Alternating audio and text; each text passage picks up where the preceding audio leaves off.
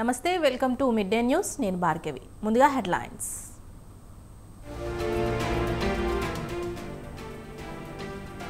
ప్రధాని మోదీతో ముగిసిన చంద్రబాబు భేటీ రాష్ట్రానికి ఆర్థిక సాయం ఇతర అంశాలపై చర్చ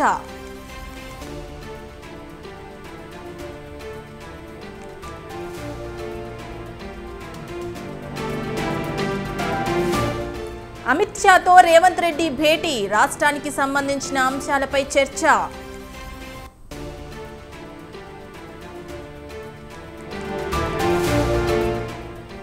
వ్యవసాయ శాఖ డైరెక్టర్ కార్యాలయంలో తుమ్మల తనిఖీలు కొందరు ఉద్యోగులు హాజరు కాకపోవడంపై ఆగ్రహం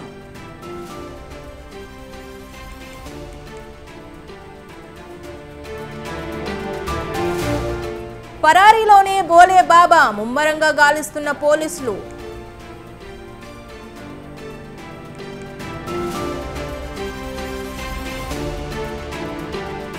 తెలుగు రాష్ట్రాలకు రెయిన్ అలర్ట్ 5 రోజులు వర్షాలు కురుస్తాయన్న వాతావరణ శాఖ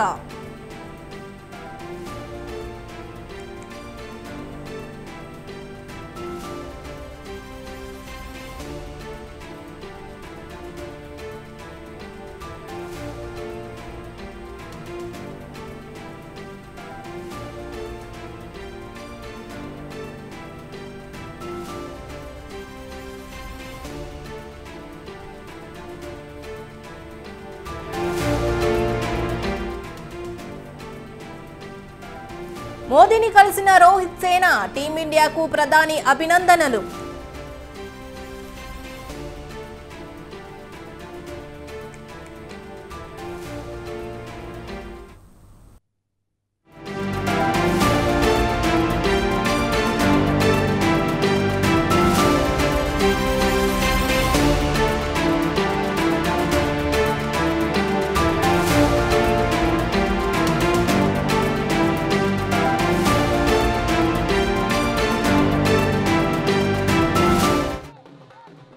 టీమిండియా జట్టు ప్రధానమంత్రి నరేంద్ర మోదీతో భేటీ అయ్యింది. ఆటగాళ్లు కోచింగ్ సిబ్బందితో మోదీ అల్పాహార విందు చేశారు. ఉదయం ప్రత్యేక బస్సులో రోహిత్ సేన లోక్ కళ్యాణ్ మార్గ్లోని మోదీ ఇంటికి వెళ్ళింది. అయితే బార్బాడోస్ నుంచి బీసీసీఐ ఏర్పాటు చేసిన ప్రత్యేక విమానంలో టీమిండియా జట్టు గురువారం ఉదయం ఢిల్లీకి చేరుకుంది. ఇక అక్కడి నుంచి ఐటీసీ మాయూర హోటల్కు వెళ్లిన టీం అక్కడి నుంచి నేరుగా ప్రధానిని కలిసేందుకు వెళ్ళింది.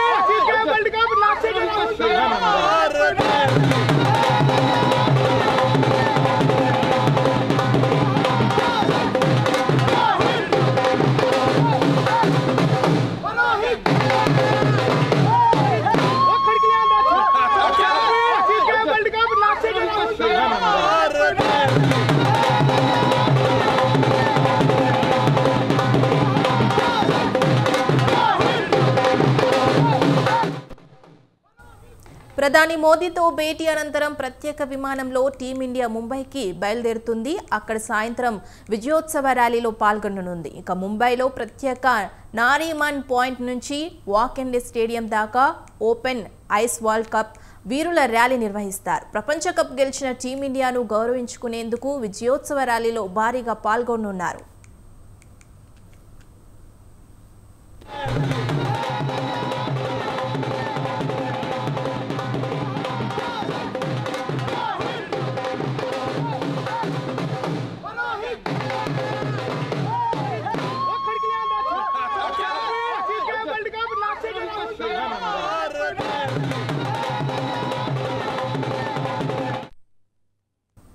ర్యాలీ ముగిశాక బీసీసీఐ ఆధ్వర్యంలో వాంఖాడేలో ఆటగాళ్లకు కోచింగ్ సిబ్బందికి చిరు సత్కారం ఏర్పాటు చేసింది. ఇక బీసీసీఐ ప్రకటించిన 125 కోట్ల ప్రైజ్ మనీని ఇక్కడే అందజేసే అవకాశం ఉంది.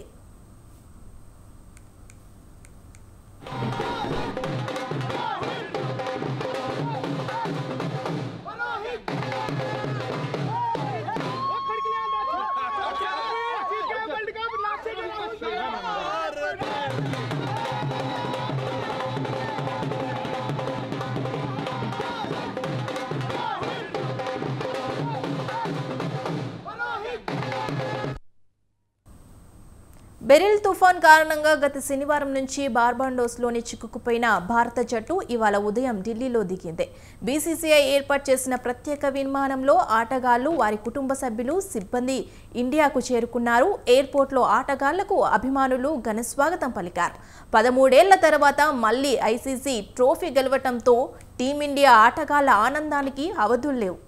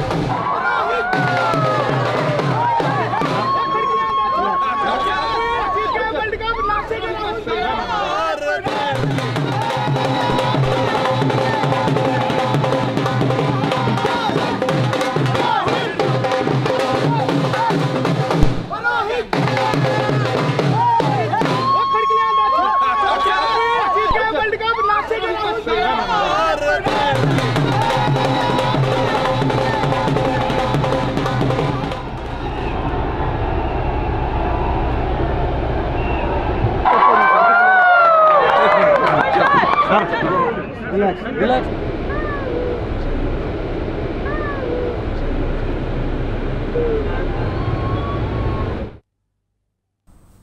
టీమిండియా జట్టు ప్రధానమంత్రి నరేంద్ర మోదీతో భేటీ అయింది. ఆటగాళ్లు, కోచింగ్ సిబ్బందితో మోదీ అల్పాహార విందు చేశారు. ఉదయం ప్రత్యేక బస్సులో రోహిత్ సేన లోక్ కళ్యాణ్ మార్గ్లోని మోదీ ఇంటికి వెళ్లింది. బార్బాడోస్ నుంచి బీసీసీఐ ఏర్పాటు చేసిన ప్రత్యేక విమానంలో టీమిండియా జట్టు గురువారం ఉదయం ఢిల్లీకి చేరుకుంది. ఇక అక్కడి నుంచి ఐటీసీ మయూరా హోటల్కు వెళ్లిన టీం అక్కడి నుంచి నేరుగా ప్రధానిని కలిసేందుకు వెళ్లింది.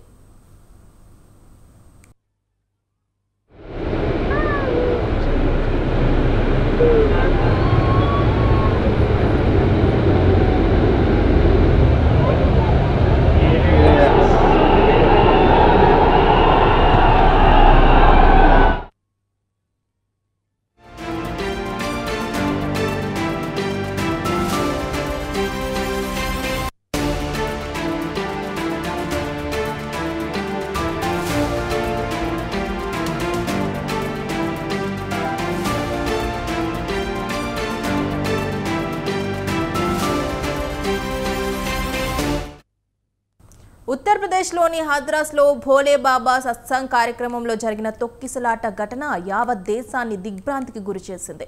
అనేక కుటుంబాల్లో తీరని విషాదాన్ని నింపింది.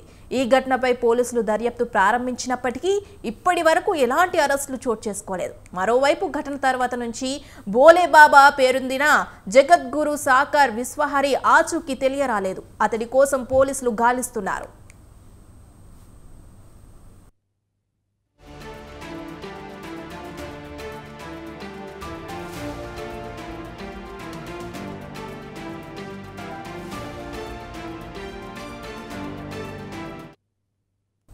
మెయిన్పురిలో నిరామ్ కుటీర్ చారిటబుల్ ఆశ్రమంలో అతడు ఉన్నట్లు వదంతువులు వచ్చాయి. దీంతో పోలీసులు అక్కడ సెర్చ్ ఆపరేషన్ చేపట్టారు. కానీ బోలేబాబా మాత్రం దొరకలేదు.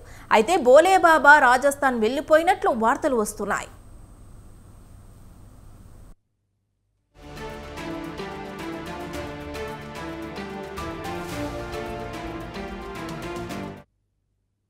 ఇదిలా ఉంటే యూపీలో హద్రాస్ దుర్ఘటనపై బోలేబాబా స్పందించాడు. తాను వేదిక నుంచి వెళ్లిపోయిన చాలా సమయం తర్వాతే ఆ తొక్కిసలాట చోటు చేసుకుందంటూ, అయితే ప్రభుత్వం చేపట్టే దర్యాప్తును సహకరిస్తానని ప్రకటించారు. తొక్కిసలాట దుర్ఘటన వెనుక అసాంఘిక శక్తుల కుట్ర ఉందని ఆరోపించారు. ఈ మేరకు అతని తరపు న్యాయవాది ఓ ప్రకటన విడుదల చేశారు. అయితే భక్తులను అతడి భద్రతా సిబ్బంది తోసివేయటం వల్లే ఈ ప్రమాదం చోటు చేసుకుందని ప్రాథమిక దర్యాప్తులో తేలింది.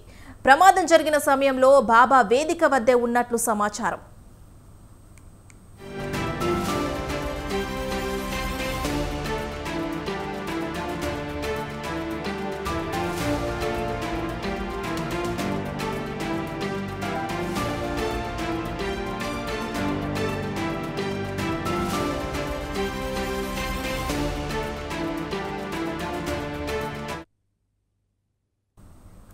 ఢిల్లీలో ఏపీ సీఎం చంద్రబాబు ప్రధాని మోదీతో భేటీ అయ్యారు. రాష్ట్రానికి ఆర్థిక సాయం, ఇతర అంశాలపై ప్రధానితో చర్చించారు.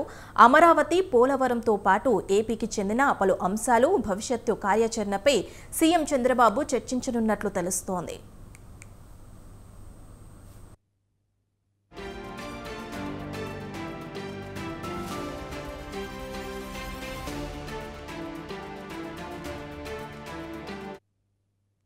అంతకుముందు కేంద్ర మంత్రి పీయూష్ గోయల్తో చంద్రబాబు భేటీ అయ్యారు. సుమారు అరగంట పాటు ఆయనతో వివిధ అంశాలపై మాట్లాడారు. మధ్యాహ్నం కేంద్ర మంత్రులు అమిత్ షా, నితిన్ గడ్కరీ, శివరాజ్ సింగ్ చౌహాన్తో సమావేశం కానున్నారు. సాయంత్రం కేంద్ర మంత్రులు మనోహర్ లాల్ ఖట్టర్, అలాగే హర్దీప్ సింగ్ పూరితో ఏపీ సీఎం చంద్రబాబు భేటీ కానున్నారు.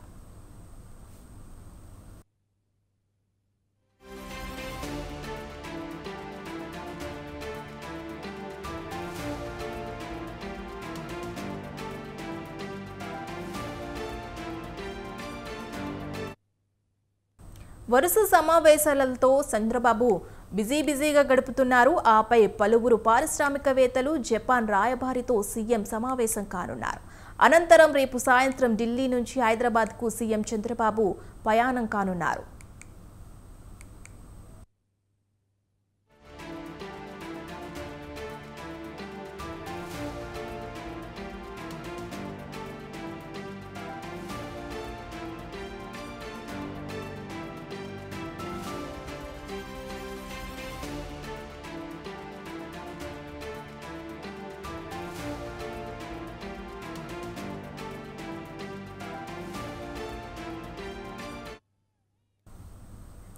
ఆంధ్రప్రదేశ్, తెలంగాణ మధ్య విభజన సమస్యల పరిష్కారంలో అత్యంత కీలకమైన ముందడుగు పడింది.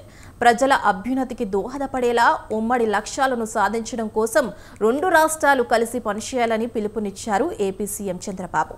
ఇందుకోసం ఈ నెల 6న హైదరాబాద్లో సమావేశం ఏర్పాటు చేయాలని కోరుతూ తెలంగాణ సీఎం రేవంత్ రెడ్డికి లేఖ రాయటం ప్రాధాన్యం సంతరించుకుంది.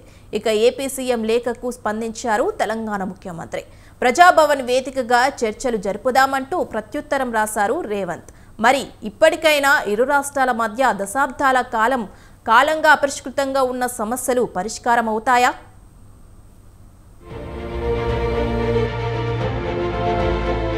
పదేళ్లు పూర్తయ్యాయి. ఏపీ, తెలంగాణలో 2 సార్లు ప్రభుత్వాలు మారాయి. ముచ్చటగా 3సారి ప్రభుత్వాలు కొలువు తీరాయి. కనీసం ఇప్పటికైనా 2 తెలుగు రాష్ట్రాల మధ్య ఉన్న విభజన సమస్యలు పరిష్కారం అవుతాయా? ఇటు తెలంగాణ, అటు ఏపీలో కొత్త ప్రభుత్వాలు ఏర్పాటైనప్పటి నుంచి 2 రాష్ట్రాల ప్రజల మధ్య ఇదే చర్చ జరుగుతోంది.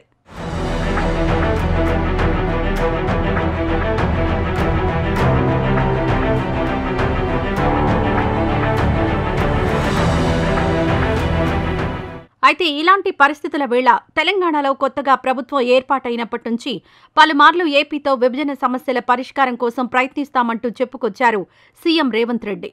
ఆంధ్రప్రదేశ్ అసెంబ్లీ ఎన్నికల ఫలితాల ముందు తిరుమల పర్యటనకు వెళ్లిన ఆయన కొత్త ప్రభుత్వం ఏర్పాటయ్యాక ఏపీ వెళ్లి ఆ రాష్ట్ర ముఖ్యమంత్రితో భేటీ అవుతానని వెల్లడించారు.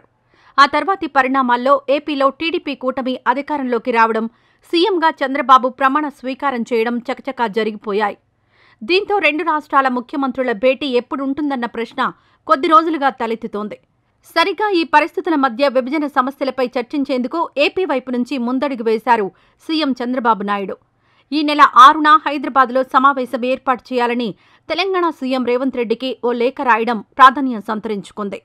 రాష్ట్ర విభజన జరిగి ఇప్పటికే 10 ఏళ్లవుతోందని, ఇంకా పరిష్కారం కాని అంశాలు చాలా ఉన్నాయని లేఖలో పేర్కొన్నారు చంద్రబాబు.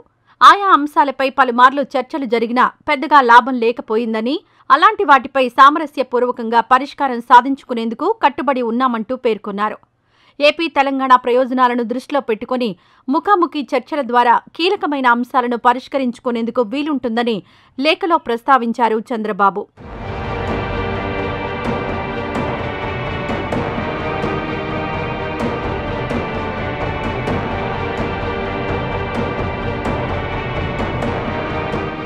ఏపీ ప్రభుత్వం తరపున సీఎం చంద్రబాబు రాసిన లేఖపై సానుకూలంగా స్పందించింది తెలంగాణ ప్రభుత్వం. ఏపీ సీఎం కోరినట్లుగా ఈ నెల 6న చర్చలు జరిపేందుకు సిద్ధమవుతోంది. సమావేశానికి సంబంధించిన ఏర్పాట్లు సిద్ధం చేస్తున్న రేవంత్ సర్కార్ అజెండా రూపొందించే పనిలో పడింది. అత్యంత ప్రధానమైన మీటింగ్ కావడంతో తెలంగాణ ప్రయోజనాలకు ఎలాంటి భంగం వాటిల్లకుండా చూడాలని, అందుకు అవసరమైన ఏర్పాట్లు చేయాలంటూ ఇప్పటికే అధికారులను సీఎం రేవంత్ రెడ్డి ఆదేశించినట్లు తెలుస్తోంది.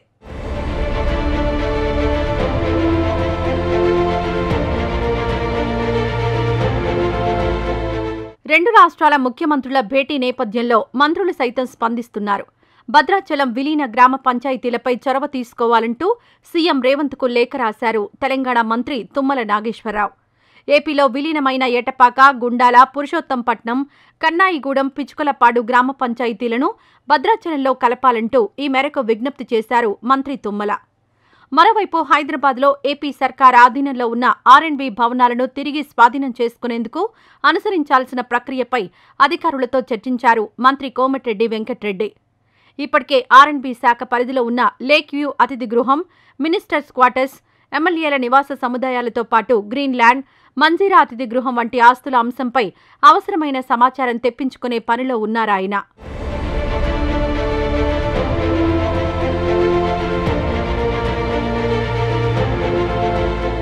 విభజన హామీలపై చర్చకు ఇరు రాష్ట్రాల ముఖ్యమంత్రులు భేటీ కావడం చాలా అవసరమని అభిప్రాయపడ్డారు తెలంగాణ జనసమితి అధ్యక్షులు కోదండరాం. కూర్చొని మాట్లాడుకుంటేనే సమస్యలు పరిష్కారం అవుతాయన్న ఆయన గత బీఆర్ఎస్ పాలనలో సమస్యలు జటిలమయ్యాయని అభిప్రాయపడ్డారు.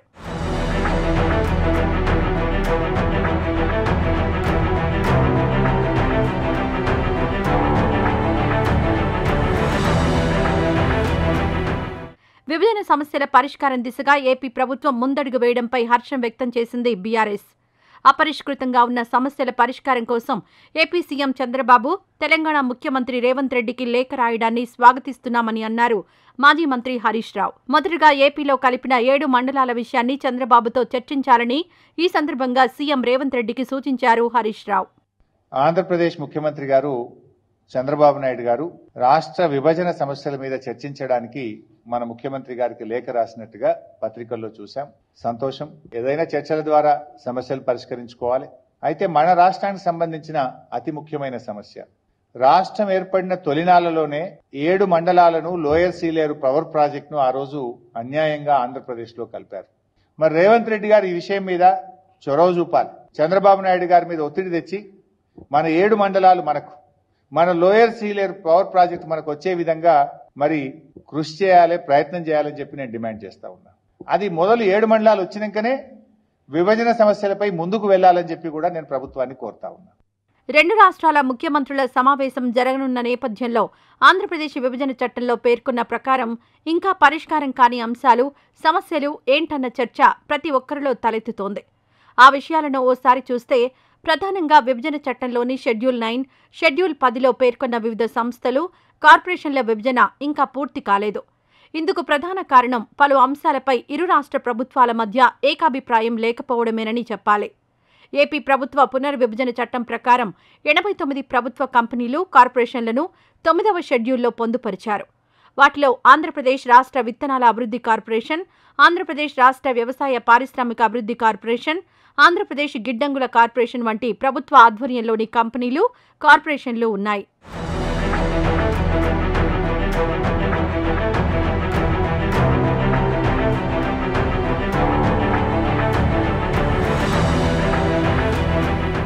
ఇక 10వ షెడ్యూల్లో ఏపీ రాష్ట్ర సహకార యూనియన్, పర్యావరణ రక్షణ శిక్షణ పరిశోధనా సంస్థ, ఏపీ అటవీ అకాడమీ, సత్పరిపాలనా కేంద్రం, ఆంధ్రప్రదేశ్ పోలీస్ అకాడమీ లాంటి 107 శిక్షణా సంస్థలు, కేంద్రాలు ఉన్నాయి. రిటైర్డ్ అధికారి షీలా బిడే సారథ్యంలోని నిపుణుల కమిటీ షెడ్యూల్ 9, 10 సంస్థల విభజనపై సిఫారసులు చేసినా ఇప్పటికీ అవి అపరిష్కృతంగానే ఉన్నాయి. అటు ప్రభుత్వ ఆధీనంలోని రోడ్డు రవాణా సంస్థ ఆస్తులపై రెండు రాష్ట్రాల మధ్య నెలకొన్న విభేదాలు ఇంకా కొలిక్కి రాలేదు. ఇలా 1, 2 కాదు, తెలుగు రాష్ట్రాల మధ్య ఇంకా పూర్తి కాని ఆస్తుల పంపకాలు చాలా ఉన్నాయి.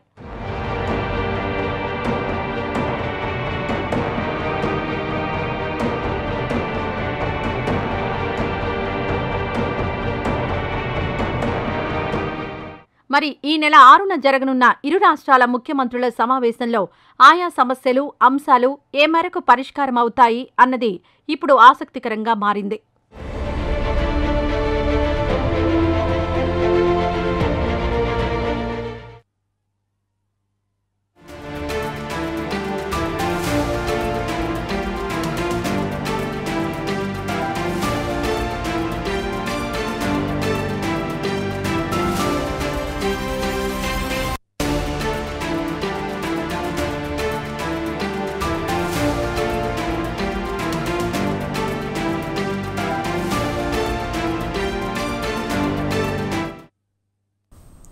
తెలంగాణలో సంచలనం సృష్టించిన ఫోన్ ట్యాపింగ్ కేసులో పోలీసుల దర్యాప్తు ముమ్మరం చేశారు.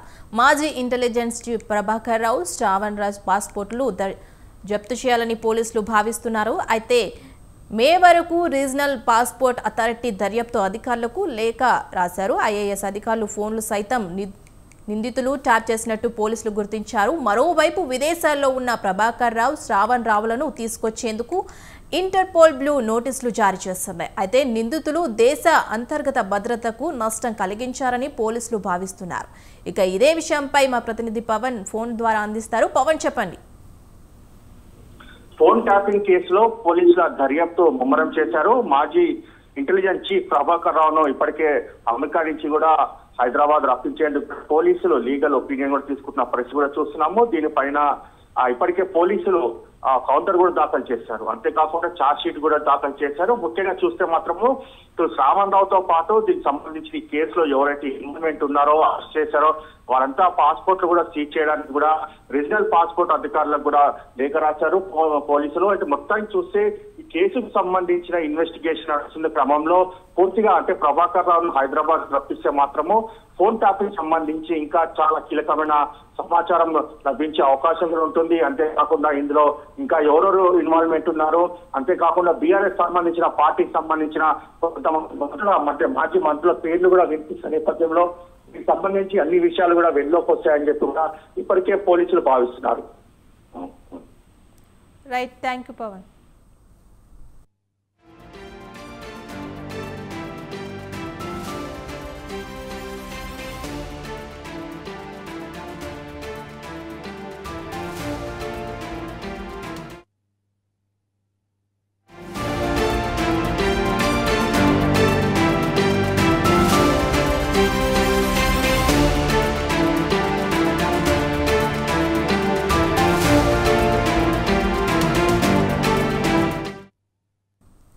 తిరుపతిలో మాజీ మంత్రి పెద్దిరెడ్డి ఇంటి ముందు తీవ్ర ఉద్రిక్తత నెలకొంది.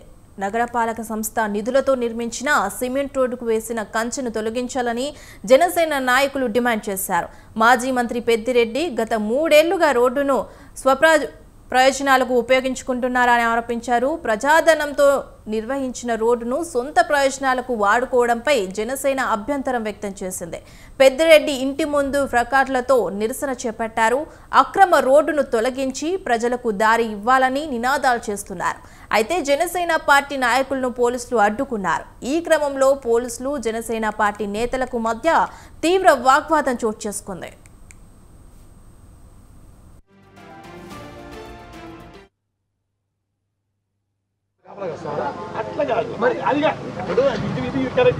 పబ్లిక్ రోడ్ సార్, మీకు గౌరవం ఇస్తున్నాం. పబ్లిక్ రోడ్ అయిపోయింది, వాళ్ళు చేసుకోవాలా, వాళ్ళు చేయలేదు, మున్సిపాలిటీ చేయలేదు సార్.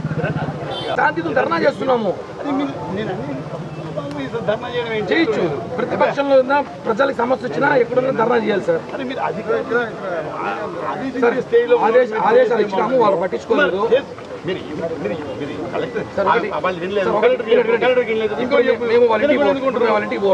పోతున్నారని చెప్పట్లేదు, మేము వాడు ధర్నా కూర్చుంటాము, నిరసన వ్యక్తం చేస్తాం సార్. సార్ మేము నిరసన వ్యక్తం చేస్తాం చెప్తున్నా. నేను చెప్తున్నా మీరు కమిషన్ మీరే పోనీ, నేను కనుక్కున్నాను. ఇప్పుడు నేను మాట్లాడినా వస్తాను. మీరు కమిషనర్ మీరు కమిషన్ కనుక్కోండి, వస్తామని చెప్పి. సరే, మేము ప్రభుత్వంలో ఉన్నాము, మీరు ప్రభుత్వం, మీరు పెద్దరెడ్డికి ఏమైనా కాపలా వస్తారా? అట్లా కాదు మరి, అది ఇది పబ్లిక్ రోడ్ సార్, మీకు గౌరవం ఇస్తున్నాం. పబ్లిక్ రోడ్ కంప్లైంట్ అయిపోయింది, వాళ్ళు చేసుకోవాలా, వాళ్ళు చేయలేదు, మున్సిపాలిటీ చేయలేదు సార్. శాంతితో ధర్నా ప్రచారానికి వచ్చినప్పుడు ఇక్కడ పెద్దిరెడ్డి భూములు ఆక్రమించి సొంతంగా ఆయన ఇంటికి రోడ్ వేసుకున్నాడు. ఆ రోడ్డు నిజంగా మున్సిపల్ డబ్బులు తీశారు. ఆ రోడ్డు ఇక్కడ నుంచి పక్క వీధికి అటాచ్ అది.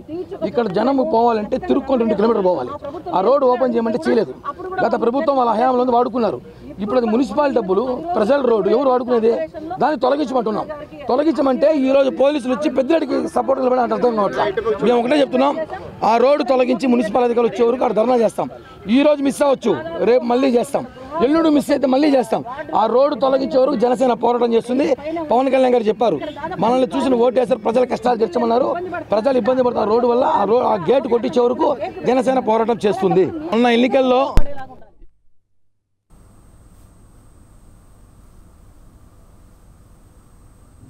తెలంగాణ అసెంబ్లీలో బలం పెంచుకోవటానికి కాంగ్రెస్ పావులు కదుపుతోంది. ఇప్పటికే ఎమ్మెల్యేలను చేర్చుకున్న కాంగ్రెస్ పార్టీ ఇప్పుడు మండలిపైన దృష్టి పెట్టింది. పెద్ద ఎత్తున ఎమ్మెల్యేలతో పాటు ఎమ్మెల్సీలను కూడా పార్టీలో చేర్చుకోవటానికి వ్యూహాత్మకంగా వ్యవహరిస్తోంది. మరి ఎంతమంది హస్తం గూటికి చేరతారు?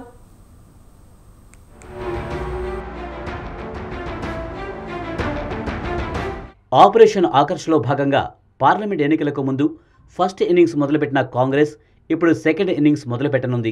మొదటి ఇన్నింగ్స్లో తెల్లా వెంకట్రావు, కడియం శ్రీహరి, దానం నాగేందర్ లాంటి వాళ్ళు జాయిన్ అయితే సెకండ్ ఇన్నింగ్స్లో సంజయ్, పోచారం శ్రీనివాసరెడ్డి, కాల యాదయ్యలు కండువా కప్పుకున్నారు. ఇప్పటికే ఇద్దరు ఎమ్మెల్సీలు కూడా హస్తం గుటికి చేరారు.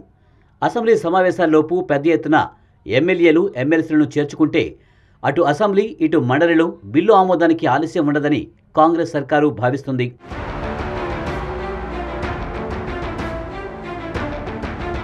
అసెంబ్లీ ఎన్నికల్లో కాంగ్రెస్ కూటమి 64 స్థానాల్లో గెలుపొందగా 39 స్థానాల్లో బీఆర్ఎస్ అభ్యర్థులు గెలిచారు. అందులో బీఆర్ఎస్ కంటోన్మెంట్ ఎమ్మెల్యే కారు ప్రమాదంలో మరణించడంతో ఉప ఎన్నికల్లో ఆ స్థానాన్ని కాంగ్రెస్ దక్కించుకుంది. దీంతో కాంగ్రెస్ ఎమ్మెల్యేల సంఖ్య 65కు పెరిగింది. అసెంబ్లీ ఎన్నికల తర్వాత ఇప్పటివరకు కాంగ్రెస్లోకి 6 ఎమ్మెల్యేలు చేరారు. దీంతో బీఆర్ఎస్ ఎమ్మెల్యేల సంఖ్య 32కు తగ్గింది. మరోవైపు మండలిలో 29 మంది ఎమ్మెల్సీలకు గాను 2 ఎమ్మెల్సీలు కాంగ్రెస్ తీర్థం పుచ్చుకోవడంతో మండలిలో బీఆర్ఎస్ ఎమ్మెల్సీల సంఖ్య 29 నుంచి 27కు పడిపోయింది. కూచుకుల దామోదర్ రెడ్డి, పట్నం మహేందర్ రెడ్డి, ఎమ్మెల్యే కోట ఎమ్మెల్సీలుగా మహేష్ కుమార్ గౌడ్, బల్మూరి వెంకట్, తీన్మార్ మల్లన్నతో కలుపుకొని కాంగ్రెస్కు మండలిలో 4 సంఖ్యాబలం 6కు చేరింది.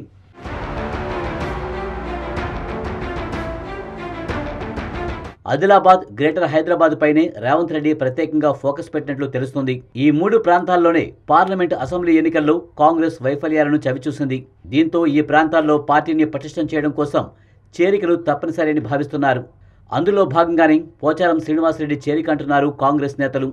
స్వయంగా సీఎం రేవంత్ రెడ్డి పోచారం ఇంటికి వెళ్లి పార్టీలో చేర్చుకోవడంతో చేరికలపై కాంగ్రెస్ ఎంత ఫోకస్ పెట్టిందో అర్థమవుతుందని అంటున్నారు హస్తం పార్టీ నేతలు.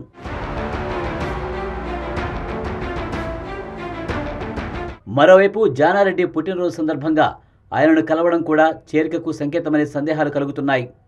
హస్తంగూటికి చేరాలనుకునే ఎమ్మెల్సీలు జానారెడ్డిని సంప్రదిస్తున్నట్లు పెద్ద ఎత్తున చర్చ జరుగుతుంది. మండలిలో కాంగ్రెస్కు సరైన సంఖ్యాబలం లేకపోవడంతో మండలిలో సగానికి పైగా ఎమ్మెల్సీలను చేర్చుకోవాలని కాంగ్రెస్ భావిస్తుంది.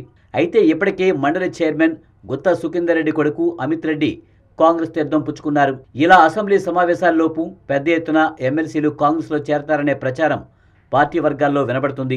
ఇప్పటికే ఉమ్మడి జిల్లాల వారీగా బీఆర్ఎస్ ఎమ్మెల్సీలను చేర్చుకోవడానికి జిల్లాల వారీగా మంత్రులు ఎమ్మెల్సీలతో మంత్రాలు జరిపినట్లు తెలుస్తోంది.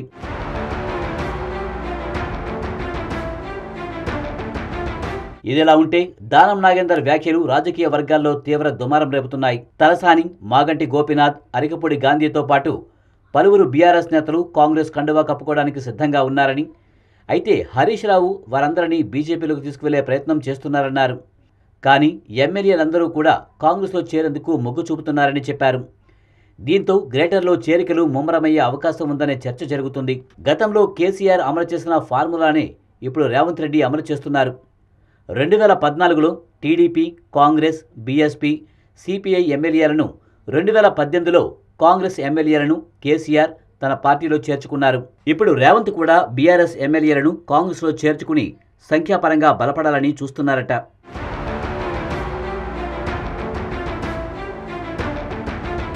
అయితే బీఆర్ఎస్ ఎమ్మెల్యేలు కాంగ్రెస్లో జాయిన్ అవుతున్నప్పటికీ కింది స్థాయిలోని కార్యకర్తలు మాత్రం తీవ్రంగా వ్యతిరేకిస్తున్నారు. 10 ఏళ్ల పాటు కార్యకర్తలను, నేతలను కేసులతో వేధించిన బీఆర్ఎస్ ఎమ్మెల్యేలను ఎలా చేర్చుకుంటారంటూ కాంగ్రెస్ పార్టీ కార్యకర్తలు పెద్ద ఎత్తున నిరసనలకు దిగుతున్నారు. పోచారం శ్రీనివాసరెడ్డి, కాలే యాదయ్య నియోజకవర్గాల్లో కాంగ్రెస్ పార్టీ నాయకులు, కార్యకర్తలు ఇప్పటికే ధర్నాలు, నిరసనలు తెలియజేస్తున్నారు.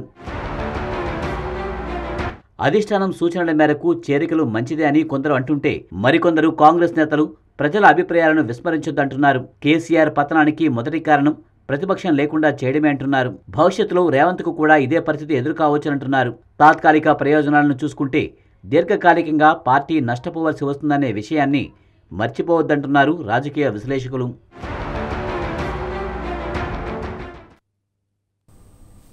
వార్షిక బడ్జెట్ కసరత్తును తెలంగాణ ప్రభుత్వం ముమ్మరం చేసింది. లోక్సభ ఎన్నికలకు ముందు ఓటాన్ అకౌంట్ పద్దు సమర్పించిన సర్కార్ ఇప్పుడు సవరించిన అంచనాలతో పూర్తిస్థాయి బడ్జెట్ ప్రవేశపెట్టనుంది. నిర్వహణ పద్దుకు సంబంధించి పెద్దగా మార్పులు చేయకుండా ప్రభుత్వ ప్రాధాన్యాలకు అనుగుణంగా ప్రగతి పద్దులో సవరణలు చేసే అవకాశం ఉంది.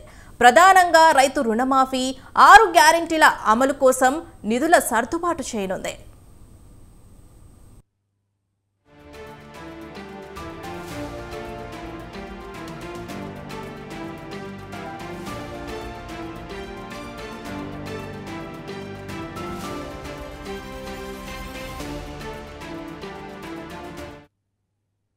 బడ్జెట్ సమావేశాలు 4వ వారంలో ప్రారంభం కానున్నాయి. సార్వత్రిక ఎన్నికల నేపథ్యంలో 4 నెలల కాలానికి ఓటాన్ అకౌంట్ పద్దు సమర్పించిన రేవంత్ రెడ్డి ప్రభుత్వం పూర్తిస్థాయి బడ్జెట్ సమర్పించే పనిలో నిమగ్నమైంది. ఈ నెల 22న కేంద్ర ప్రభుత్వం బడ్జెట్ను ప్రవేశపెట్టనున్న నేపథ్యంలో తెలంగాణ బడ్జెట్ సమావేశాలు 4వ వారంలో ప్రారంభమయ్యే అవకాశం ఉందని తెలుస్తోంది.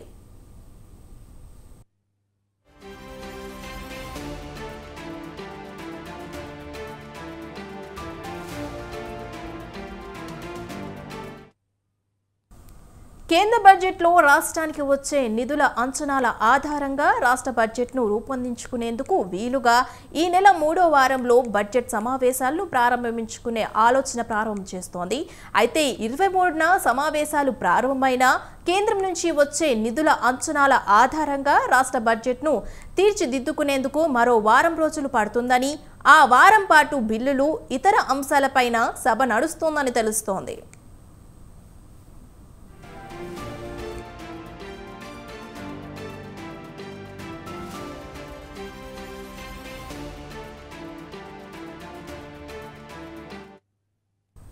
ఈ నెలాఖరుతో తాత్కాలిక పద్దు గడువు ముగియనుండగా వార్షిక బడ్జెట్పై ప్రభుత్వం కసరత్తు ముమ్మరం చేసింది. ఆర్థిక శాఖ ఇప్పటికే అన్ని శాఖల నుంచి ప్రతిపాదనలు తీసుకోగా ఆర్థిక మంత్రి మల్లు భట్టి విక్రమార్క విభాగాల వారీగా సమీక్షలు నిర్వహిస్తున్నారు.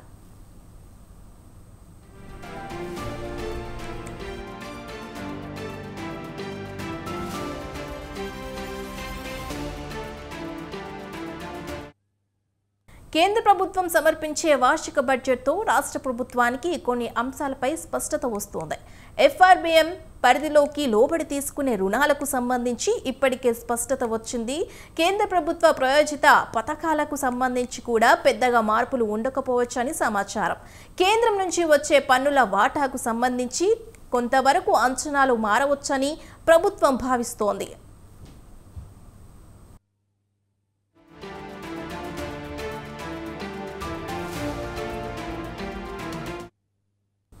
ఇక ఓటాన్ అకౌంట్ సమయంలోనే బడ్జెట్పై పూర్తిస్థాయి కసరత్తు చేశారు.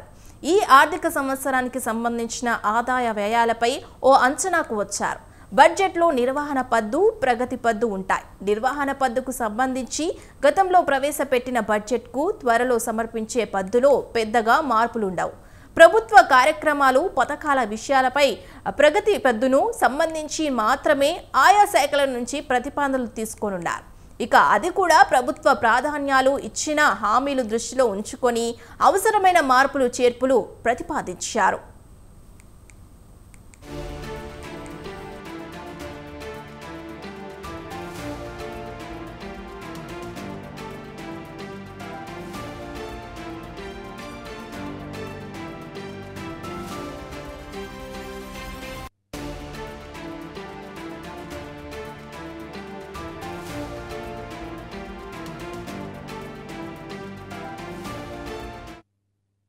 రాష్ట్ర పద్దులో కాంగ్రెస్ ఇచ్చిన 6 గ్యారెంటీలకు నిధులు కేటాయించడం కీలకం కానుంది.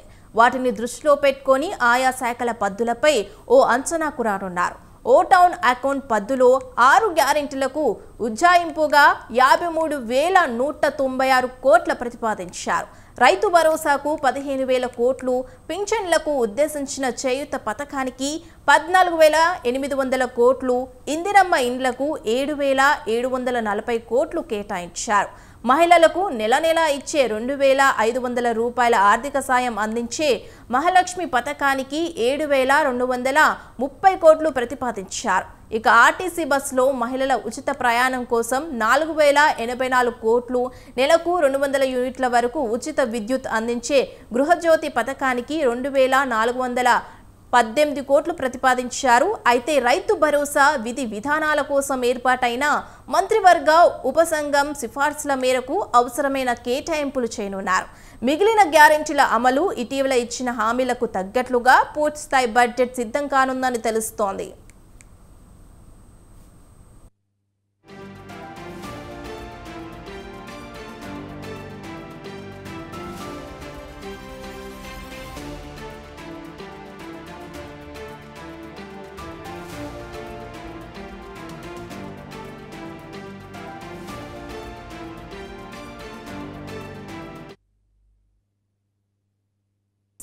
వ్యవసాయ శాఖ డైరెక్టర్ కార్యాలయంలో మంత్రి తుమ్మల ఆకస్మిక తనిఖీ నిర్వహించారు. కొందరు ఉద్యోగులు హాజరు కాకపోవడంపై తుమ్మల ఆగ్రహం వ్యక్తం చేశారు.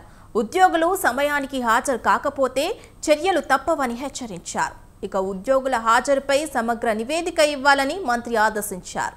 నిర్దేశిత సమయానికి కొంతమంది ఉద్యోగులు మాత్రమే హాజరవ్వడంతో అసహనం వ్యక్తం చేశారు. రేపటి నుండి ఉద్యోగులు సమయానికి హాజరవ్వాలని ఆదేశాలు జారీ చేశారు. లేదంటే చర్యలు తీసుకుంటామని హెచ్చరించారు.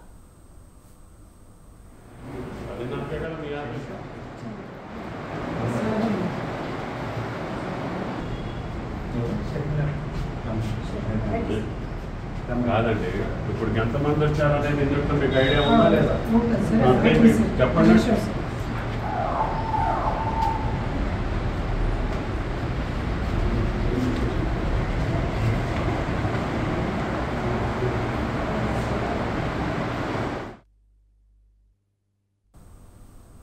ఒక్కో కుటుంబానికి గరిష్టంగా 2 లక్షల వరకు రుణమాఫీ.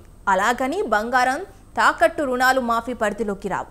ఒక్క మాటలో చెప్పాలంటే పంట రుణాల మాఫీకి కొన్ని ప్రతిపాదనలైన నిబంధనలు ఉన్నాయంటూ తేల్చి చెప్పారు తెలంగాణ సీఎం రేవంత్ రెడ్డి. అయితే ఇందుకు సంబంధించిన మార్గదర్శకాలు అతి త్వరలోనే విడుదల కానున్నాయి.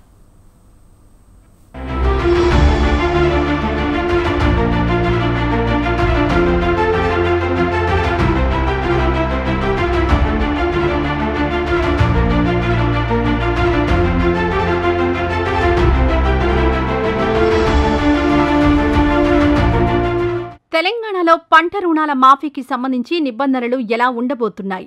ఏమైనా కండిషన్లు పెడతారా? ఇలా అనేక సందేహాలు రైతుల్లో నెలకొన్న వేళ వీటిపై స్పష్టత ఇచ్చారు ముఖ్యమంత్రి రేవంత్ రెడ్డి. ఒక్కో కుటుంబానికి గరిష్టంగా 2 లక్షల రూపాయల వరకు మాత్రమే రుణమాఫీ చేస్తామన్నారు. అయితే బంగారం తాకట్టు రుణాలు దీని పరిధిలోకి రావని ఢిల్లీ వేదికగా స్పష్టం చేశారు సీఎం. మా మంత్రివర్గం మొత్తం ఇక్కడ ఉండి సంబంధిత శాఖ కేంద్ర మంత్రులను కలిసి రాజకీయాలు ఎన్నికలు అయిపోయినాయి, ఇప్పుడు అభివృద్ధి ధ్యేయంగా ఈరోజు ప్రతి శాఖకు సంబంధించిన మంత్రులు ఇక్కడ వచ్చి కూర్చొని కేంద్రంలో బీజేపీ వాళ్ళు కూడా మంత్రుల అపాయింట్మెంట్స్ తీసుకోలే, మేము వచ్చి అపాయింట్మెంట్స్ తీసుకొని మేము కార్యాచరణ మొత్తం తీసుకొని ముందుకు వెళ్తున్నాము. కాబట్టి ఎన్నికలు ముగిసిపోయినాయి. రాష్ట్రం యొక్క అభివృద్ధి, రాష్ట్రంలో మేము ఇచ్చిన 6 గ్యారంటీల సంక్షేమ పథకాలను అమలు చేయడమే మా ధ్యేయము. వాటిని ముందుకు తీసుకెళ్లడానికి అందరి సహకారం తీసుకుంటాం, మీడియా మిత్రుల సహకారం కూడా తీసుకుంటాం. ఇప్పుడు 31,000 కోట్ల రూపాయలు దాదాపుగా ఏకకాలంలో రైతు రుణమాఫీ చేయడానికి మేము నిర్ణయం తీసుకున్నాము. ఇచ్చిన మాట ప్రకారం రాహుల్ గాంధీ గారు గ్యారంటీ ఇచ్చిందంటే 100% గ్యారంటీ అమలు జరుగుద్ది. ఆనాడు 2004లో సోనియా గాంధీ గారు కరీంనగర్లో తెలంగాణ ఇస్తాన్న గ్యారంటీ ఇచ్చింది. ఎన్ని ఒడిదుడుకులు ఎదుర్కొన్నా సోనియా గాంధీ గారు తెలంగాణ ఇచ్చిండ్రు. మే 6, 2022 రాహుల్ గాంధీ గారు రైతు రుణమాఫీ చేస్తాన్న గ్యారంటీ వరంగల్లో ఇచ్చిండు రైతు డిక్లరేషన్లో. ఈ గ్యారంటీలను అమలు చేయడానికి మేము అహర్నిశలు కష్టపడుతున్నాము. రాష్ట్ర స్థాయి బ్యాంకర్ల కమిటీ మార్గదర్శకాల ప్రకారం తీసుకున్న పంట రుణాలు మాత్రమే మాఫీ అవుతాయన్నారు ముఖ్యమంత్రి. పంట రుణమాఫీకి రేషన్ కార్డు ఆధారంగా కుటుంబ నిర్ధారణ చేస్తామన్న ఆయన పట్టాదారు పాస్ పుస్తకాల ఆధారంగా పంట రుణాలను లెక్కిస్తామని ప్రకటించారు. ఒక కుటుంబంలో 3-4 రుణాలు కలిపి ఎంత ఎక్కువ ఉన్నా గరిష్టంగా 2 లక్షల వరకే మాఫీ అవుతుందన్నారు.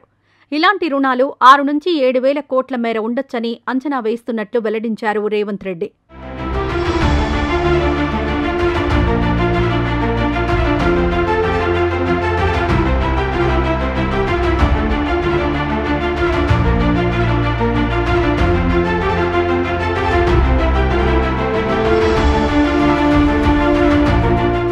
ఇక రైతు రుణమాఫీకి సంబంధించిన పూర్తి మార్గదర్శకాలు అతి త్వరలోనే విడుదల చేస్తామన్నారు ముఖ్యమంత్రి. దీంతో ఆ నిబంధనలు ఏంటన్నది తెలిసాకే పంట రుణాల మాఫీపై మరింత పూర్తి స్థాయిలో క్లారిటీ రానుంది.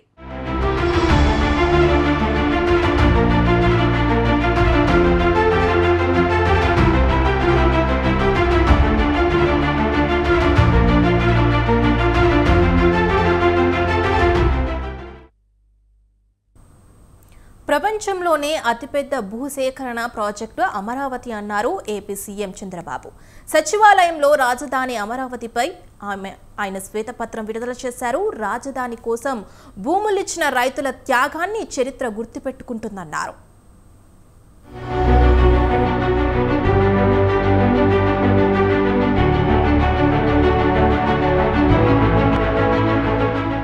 అమరావతి అనేది ఆ కాలంలో ప్రముఖ నగరం పేరు. రాష్ట్ర విభజన జరుగుతుందని, అమరావతి రాజధాని అవుతుందని ఎవరూ ఊహించలేదు. రాజధానికి అమరావతి పేరు పెట్టాలని రామోజీ గ్రూప్ సంస్థల చైర్మన్ రామోజీరావు సూచించారు. అమరావతి పేరును క్యాబినెట్లో 100% అంగీకరించారు. ప్రతి గ్రామం నుంచి మట్టి నీరు తెచ్చి అమరావతిలో ఉంచామన్నారు సీఎం చంద్రబాబు. యమునా నది నీరు, పార్లమెంటు మట్టిని ప్రధాని మోదీ తెచ్చారు. దేశంలోని ప్రముఖ దేవాలయాల పవిత్ర జలం, మట్టి తెచ్చాం. ఆ పవిత్ర జలం, మట్టి మహిమ అమరావతిలో ఉంది. అందుకే అమరావతిని ఎవరూ కదిలించలేకపోయారని తెలిపారు. రాష్ట్రంలో ఎటు చూసినా సమదూరంలో ఉన్న ప్రాంతం ఇది. రాష్ట్ర భవిష్యత్తును ఆకాంక్షించే ఎవరైనా అమరావతిని ఒప్పుకోవాల్సిందేనన్నారు. విజయవాడ, గుంటూరు మధ్య రాజధాని ఉండాలని శివరామకృష్ణ కమిటీ కూడా చెప్పిందన్నారు సీఎం చంద్రబాబు. నేను ఆ రాజధాని పేరు పెట్టాలనుకున్నప్పుడు రామోజీరావు గారు ఒక రీసెర్చ్ చేసి ఆయనకు ఈ రాష్ట్రం మీద ఉండే ప్రేమతో నాకు ఒక నోట్ పంపించాడు. మీరు ఏ పేరంటే ఆ పేరు పెడతారేమో మీరు ఆలోచించండి. ఇది ఒక చరిత్ర సృష్టించే నగరం కాబట్టి నేను కూడా పరిశోధన చేశాను. నాకుండే వనరులతో పరిశోధన చేసిన తర్వాత నగరానికి పేరు పెడితే చాలా బాగుంటుందని ఆయన ఒక సూచన చేశాడు. సూచన చేసిన తర్వాత నేను కేబినెట్ లో 10 మందితో డిస్కస్ చేశాను. 10 మందికి 10 మంది యాక్సెప్ట్ చేశారు. దీన్ని బయట పెడితే 100 మందికి 100 మంది యాక్సెప్ట్ చేశారు. అంటే ఏ మాత్రం కాంట్రవర్సీ లేకుండా యునానిమస్ గా అమరావతి పేరుని యాక్సెప్ట్ చేయడం జరిగింది. అలాంటి ఒక చరిత్రాత్మకమైనటువంటి నగరం అమరావతి. పుణ్యఫలమేమో చెప్పలేము. 29,000 మంది రైతులు 34,400 ఎకరాల భూమిని రాజధాని కోసం ఇచ్చారన్నారు. రైతులు ఇచ్చిన భూమికి ఏటా పరిహారం ఇచ్చాం. 10 ఏళ్ల వరకు పరిహారం ఇస్తామని రైతులకు చెప్పాం. రైతు కూలీలకు కూడా పరిహారం ఇచ్చాం. రైతులు ఇచ్చింది ప్రభుత్వ భూమి కలిపి 53,745 ఎకరాలు సమకూరింది. రాజధాని రాష్ట్రానికి నడి మధ్యనే ఉండాలని ఆనాడు ప్రతిపక్ష నేతగా జగన్ చెప్పారు. కానీ ఆయన అధికారంలోకి వచ్చాక ఏం చేశారో ప్రజలే చూశారు.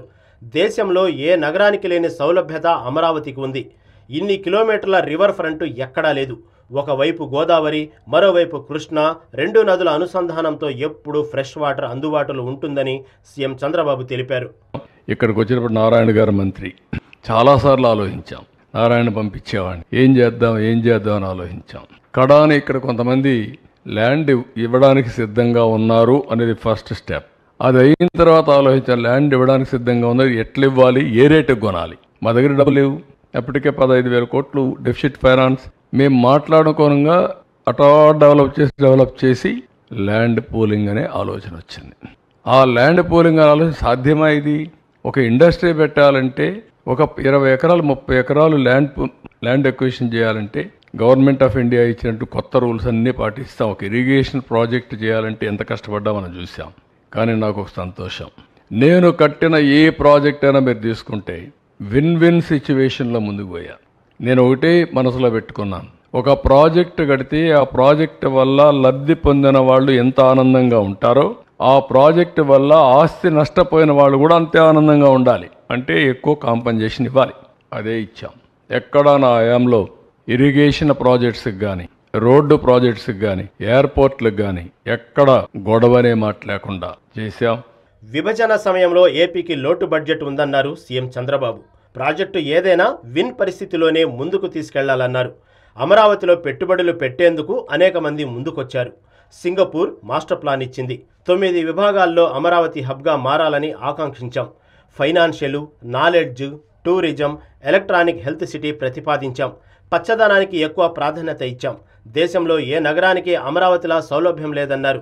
జగన్ అధికారంలోకి వచ్చాక అమరావతిలో జరుగుతున్న పనులను నిలిపివేశారు. అధికారంలోకి వచ్చిన వెంటనే ప్రజావేదికలను కూల్చేశారు.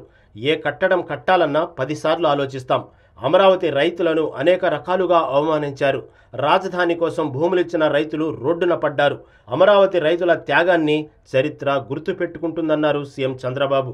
ఇక్కడికి వచ్చినప్పుడు సింగపూర్ లాంటి గవర్నమెంట్స్ అన్నీ మనకు సపోర్ట్ చేశారు. ప్లానింగ్ ఇవన్నీ ఇవ్వడానికి కొత్త రాజధానికి. International funding agencies like World Bank, AIBP, JICA, కేఎఫ్డబ్ల్యూ వీళ్ళు కూడా ముందుకు వచ్చి ఆర్థిక సహాయానికి వచ్చారు. హడ్కో, పిఎస్సీలు అన్నీ కూడా ముందుకు వచ్చి పబ్లిక్ సెక్టర్ బ్యాంక్స్ ముందుకు వచ్చాయి. అందరూ కూడా విల్లింగ్నెస్ ఇచ్చి ఈ ప్రాజెక్ట్ని సపోర్ట్ చేసే పరిస్థితికి వచ్చారు. ఇక్కడ మీరు చూస్తే సింగపూర్తో ఒక ఎంఓయూ చేసి, సింగపూర్ గవర్నమెంట్ ఎప్పుడు కూడా ప్రపంచంలో most respectable government, small state, most respectable, integrity కానీ ఎఫిషియన్సీ కానీ ఆనెస్టీలో కానీ నోబడీ కెన్ క్వశ్చన్ సింగపూర్. అలాంటి కంట్రీ ముందుకొచ్చి ఫ్రీగా మనకు ఒక మాస్టర్ ప్లాన్ తయారు చేయించారు. First capital region concept master plan ఇచ్చారు. మొత్తం ఏరియా అంతా కూడా గుడివాడ లేకపోతే ఇక్కడి పక్క చిలకలూరుపేట ఇవన్నీ కలిపి ఒక క్యాపిటల్ రీజియన్కి ఇచ్చారు. ఆ తర్వాత క్యాపిటల్ సిటీ మాస్టర్ ప్లాన్ ఇచ్చారు. ఆ తర్వాత సీడ్ క్యాపిటల్ ఏరియా. ఈ డీటెయిల్డ్ మాస్టర్ ప్లాన్లో 9 సిటీస్ వచ్చాయి. Sports city, medical city, government city, అదే మరి ఫైనాన్షియల్ సిటీ, ఎలక్ట్రానిక్ సిటీ, ఈ విధంగా 9 సిటీస్ మనం దీంట్లో ఏర్పాటు చేసుకోవడం జరిగింది. అమరావతి విధ్వంసం చేసి తెలుగు జాతికి ద్రోహం చేశారని తెలిపారు సీఎం చంద్రబాబు. రాజధానిని మార్చిన వ్యక్తి గతంలో ఎవరూ లేరన్నారు. క్యాపిటల్ మార్పు జరిగితే ఏం జరుగుతుందో దేశానికి ఇది కేస్ స్టడీ అని తెలిపారు. ఇంతగా విధ్వంసం చేసిన వ్యక్తి రాజకీయాలకు అర్హుడేనా అంటూ ప్రశ్నించారు. కేసులు ఎదుర్కొంటున్న అమరావతి రైతులకు న్యాయం చేస్తానని, ఏం జరిగినా వెనక్కి చూడను, ముందుకే వెళ్తానని, న్యాయపరమైన చిక్కులు తొలగించి పనులు శరవేగంగా పూర్తి చేస్తామన్నారు. ఒకసారి నమ్మకం కోల్పోతే పెట్టుబడిదారులు మళ్లీ రారని, ఇప్పుడు పెట్టుబడిదారులు రప్పించాలంటే చాలా కష్టపడాలన్నారు. మన రాష్ట్రంలో అవకాశాలు లేవా, ప్రజలకు తెలివితేటలు లేవా, మన రాష్ట్రం రైస్ బౌల్ అని దేశవ్యాప్తంగా పేరుందన్నారు సీఎం చంద్రబాబు. మంచి భూములు ఉన్నాయి, పండించే రైతులు ఉన్నారు. అమరావతికి బ్రాండ్ ఇమేజ్ ఎలా తేవాలనే ఆలోచిస్తున్నాం. ఈ శిథిలాల నుంచే బంగారు భవిష్యత్తుకు నాంది పలుకుతాం.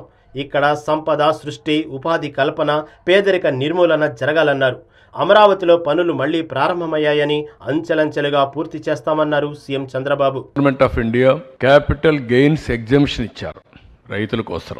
ఇంకొక పక్కన 2500 కోట్ల రూపాయల రాజధానికి ఇవ్వడానికి ముందుకు వచ్చారు, అప్రూవల్ ఇచ్చారు. 1500 కోట్ల రూపాయలు డబ్బులు కూడా రిలీజ్ చేశారు. ప్రైమ్ మినిస్టర్ వచ్చి ఫౌండేషన్ వేశాడు. జగన్మోహన్ రెడ్డి రాజధాని నడిమధ్యనే ఉండాలి అని గట్టిగా చెప్పాడు. 30,000 ఎకరాలు ఉండాలని చెప్పాడు. అసెంబ్లీలో స్పీచ్ ఇచ్చాడు. ఆ రోజు నేను అన్ని కూడా చెప్పాను ఏమేం చేస్తామని.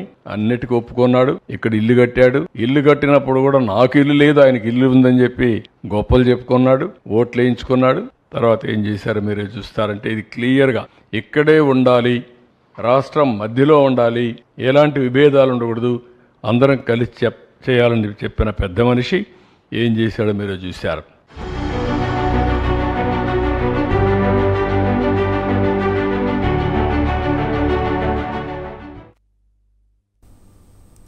తెలంగాణ, ఏపీ ముఖ్యమంత్రులు విభజన సమస్యలపై 6వ తేదీన సమావేశం కానున్నారు. ఈ నేపథ్యంలో భద్రాచలం మండలంలోని విలీన గ్రామ పంచాయతీల సమస్యలు మళ్లీ తెరపైకి వచ్చింది. విలీన పంచాయతీలపై చొరవ తీసుకొని తిరిగి తెలంగాణకు తీసుకురావాలని సీఎం రేవంత్ రెడ్డికి మంత్రి తుమ్మల లేఖ రాశారు. ఇద్దరు సీఎం భేటీ నేపథ్యంలో ఏపీలో విలీనమైన యాటపాక, గుండాల, పురుషోత్తమపట్నం, కన్నాయిగూడెం, పిచ్చుకలపాడు గ్రామ పంచాయతీలను భద్రాచలంలో కలపాలన్న డిమాండ్ బలంగా వస్తోంది.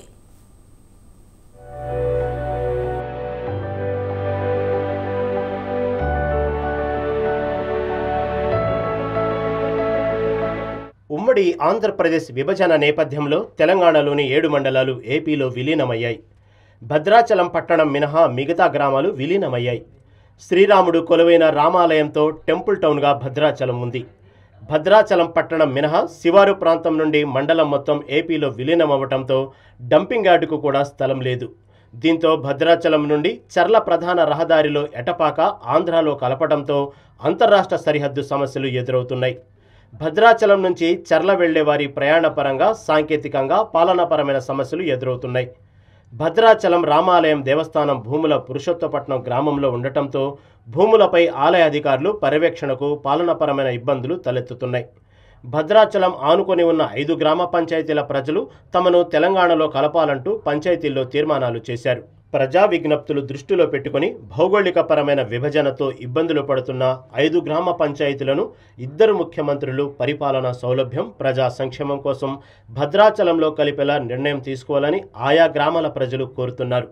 తమ గ్రామాలను తెలంగాణలో కలిపేలా సీఎం దృష్టికి తీసుకెళ్లాలని ఆ 5 పంచాయతీలకు చెందిన పలువురు భద్రాచలం ఎమ్మెల్యే వెంకట్రావుకు వినతి పత్రం అందజేశారు.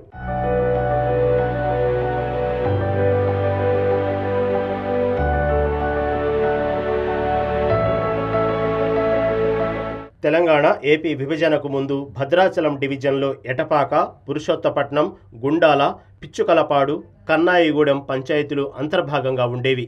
రాష్ట్ర విభజన సమయంలో పోలవరం ముంపు పేరుతో స్థానికుల అభిప్రాయాలు సేకరించకుండానే ఈ గ్రామాలను ఏపీలో కలిపారు. అయితే ఈ గ్రామాలు పోలవరం ముంపు గ్రామాలు కాకపోయినా ఆంధ్రాలో విలీనం చేయడాన్ని స్థానికులు వ్యతిరేకిస్తున్నారు. గ్రామాల విలీనంతో భద్రాచలం విస్తీర్ణం తీవ్రంగా నష్టపోయిందని వాపోతున్నారు. పట్టణ విస్తీర్ణకు అవకాశం ఉన్న భూభాగం ఏపీలోకి వెళ్లటంతో భద్రాచలం అభివృద్ధి సైతం కుంటుపడిందని చెబుతున్నారు. భద్రాచలం పుణ్యక్షేత్రంతో పాటే పర్యాటక ప్రాంతంగా 3 రాష్ట్రాల గిరిజనులకు వ్యాపార కేంద్రంగా ఉండటంతో నానాటికి జనాభా సైతం పెరుగుతుంది. అనధికార లెక్కల ప్రకారం ఇప్పటికే పట్టణ జనాభా 1,00,000 దాటింది. దీంతో ఆవాస ప్రాంతాలకు సరైన స్థలం, ప్రభుత్వ అభివృద్ధి పనులకు అవసరమైన స్థలం లేకపోవడంతో ఈ పంచాయతీలను తిరిగి తెలంగాణలో కలపాలని స్థానికులు అప్పటి నుంచే డిమాండ్ చేస్తున్నారు. భద్రాచలం దేవస్థానానికి చెందిన 900 ఎకరాల భూమి పురుషోత్తపట్నంలోనే ఉంది. దీంతో రామాలయ అభివృద్ధి పనులు సైతం ముందుకు సాగడం లేదు. ఇప్పుడు ఉన్న ప్రభుత్వాలు ఏమైందంటే ఈ బైబర్కేషన్లో ఇడిపోయిన సమస్యల మీద కొద్దిగా రాష్ట్ర విభజనలో కొన్ని సమస్యలు ఉన్నాయి, ఈ సమస్యల మీద మాట్లాడుకుందాం అని చర్చిద్దామని ఒక ఆలోచన వచ్చింది. కాబట్టి ఈ ఆలోచనలో మా గ్రామాలు పోలవరం ఎఫెక్టెడ్లో లేవు కాబట్టి ఇప్పటికైనా మా గ్రామాలను భద్రాచలంకి అనుసంధానంగా కలిపి మా ప్రజల జీవితాలు, విద్యార్థుల జీవితాలుగా ముందు రానున్న రోజులలో మంచిగా ఇక్కడ పరిపాలన సౌలభ్యం ఉండాలంటే భద్రాచలానికి అనుసంధానంగా ఈ గ్రామాలను చేయాలని మేము కోరుకుంటున్నాం. ఏపీలో కలిసిన విలీన గ్రామాల ప్రజలు సైతం తమను తిరిగి తెలంగాణలో కలపాలని కోరుతున్నారు. దీనికి సంబంధించిన 2 రాష్ట్రాల అధికారులకు, తెలంగాణ ప్రజాప్రతినిధులకు వినతులు సమర్పిస్తూనే ఉన్నారు. పలుమార్లు రాస్తారోకోలు, మానవహారాలు, బంద్ వంటి కార్యక్రమాలతో నిరసన తెలిపారు. ఎన్నికల వేళ సైతం ఈ అంశం అన్ని పార్టీలకు అస్త్రంగా మారింది. తాజాగా ఆయా గ్రామాల వారు స్థానిక ఎమ్మెల్యేను కలిసి వినతి పత్రం సమర్పించారు. మళ్లీ గోదావరి వరదల సీజన్ రానుందని, ఇప్పటికే తాము అనేక ఇబ్బందులు పడుతున్నామని, ఏపీలోని జిల్లా కేంద్రం దూరంగా ఉండటంతో ఏ పని ఉన్నా అంత దూరం వెళ్లలేకపోతున్నామని ఎమ్మెల్యే దృష్టికి తీసుకొచ్చారు. భద్రాచలంతో తమకు అనుబంధం ఉందని, రాష్ట్రాలు వేరు కావడంతో పిల్లల చదువులు, ఉద్యోగాలకు ఇబ్బందులు ఏర్పడుతున్నాయని వాపోతున్నారు. 2 రాష్ట్రాల ముఖ్యమంత్రులు తమ సమస్యను సానుభూతితో అర్థం చేసుకుని పరిష్కరించాలని అక్కడి ప్రజలు కోరుతున్నారు. గత 10 సంవత్సరాలుగా ఏ పంచాయతీల ప్రజలు అనేక సమస్యలు ఎదుర్కొంటున్నారు. విద్యాపరంగా కానీ, వైద్యం పరంగా కానీ, లేదంటే ఏదైనా చదువు విషయంలో కానీ. అంటే ఇప్పుడు మా దగ్గర 5 గ్రామ పంచాయతీల పరిధిలో కనీసం ఒక 2,000 మంది విద్యార్థులు ఉంటారు. 10th క్లాస్ అయిపోయినాక వీళ్ళకి కనీసం చదువు ఎక్కడ చదువుకోవాలో తెలియక చాలామంది కూడా చదువుకోలేని పరిస్థితి. అంటే చాలామంది ఖాళీగా ఉంటున్నారు. అదేవిధంగా వైద్యానికి వస్తే 5 గ్రామ పంచాయతీల ప్రజలు దగ్గరలో ఎటువంటి ఏరియా హాస్పిటల్ లేదు. ఏరియా హాస్పిటల్కి వెళ్ళాలంటే చింతూరు 70 కిలోమీటర్లు వెళ్ళాలి. మాకు దగ్గరగా అందుబాటులో ఉంది భద్రాచలం. భద్రాచలం 1 కిలోమీటర్ నుంచి ఎటపాకి 5 కిలోమీటర్ దూరంలో ఉంది, కన్నాగూడానికి 9 కిలోమీటర్ల దూరంలో ఉంది. అందువలన 5 గ్రామ పంచాయతీల ప్రజలు కూడా భద్రాచలానికి చాలా దగ్గరలో ఉంటాయి. ఈ 5 గ్రామ పంచాయతీలు భద్రాచలంలో కలిస్తేనే 5 గ్రామ పంచాయతీల ప్రజలకు భవిష్యత్తు ఉంటుంది. అదేవిధంగా భద్రాచలం కూడా లాభం చేకూరుతుంది. ఏపీలో తమ గ్రామ పంచాయతీల విలీనంతో అనేక ఇబ్బందులు ఎదుర్కొంటున్నామని ప్రజలు వాపోతున్నారు. ఇప్పటికైనా సమస్య పరిష్కారానికి తెలుగు రాష్ట్రాల సీఎంలు చొరవ చూపాలని 7 మండలాల ప్రజలు కోరుతున్నారు.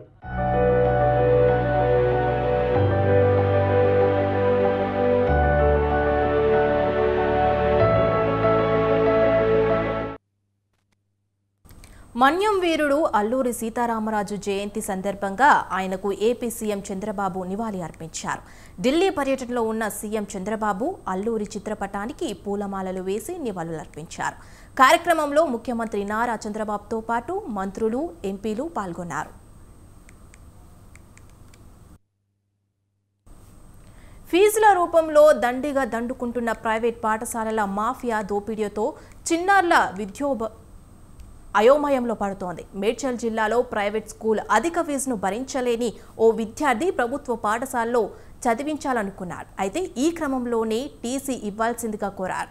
అయితే 29,000 రూపాయలు ఇస్తేనే టీసీ బోనోఫైడ్ ఇస్తామని చెప్పడంతో యాజమాన్యం తీరుపై ఆందోళనకు దిగారు తల్లిదండ్రులు.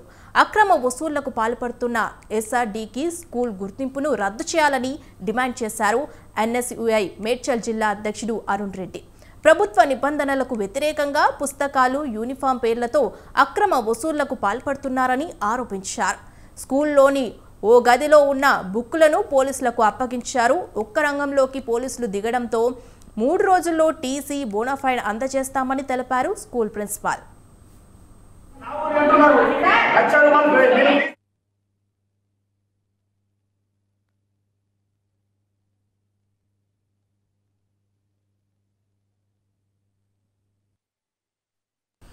వైసీపీ అధినేత జగన్మోహన్ రెడ్డిపై బీజేపీ నేత భానుప్రకాష్ రెడ్డి తీవ్ర విమర్శలు చేశారు. పిన్నెల్లిని పరామర్శించాల్సిన అవసరం జగన్కు ఏమొచ్చిందని భానుప్రకాష్ రెడ్డి ప్రశ్నించారు. కేవలం ఓదార్పు యాత్రలకే జగన్ పరిమితం అవుతారని ఎద్దేవా చేశారు. క్షమాపణ చెప్పి జైల్లో ఉన్న పిన్నెల్లి దగ్గరికి జగన్ వెళ్లాలని డిమాండ్ చేశారు. ఈవీఎంలు పగలగొట్టడానికి ఎంత ధైర్యం ఉండాలని ప్రశ్నించారు. రాబోయే రోజుల్లో వైసీపీ ఖాళీ అయ్యే పరిస్థితి ఉందని జోస్యం చెప్పారు.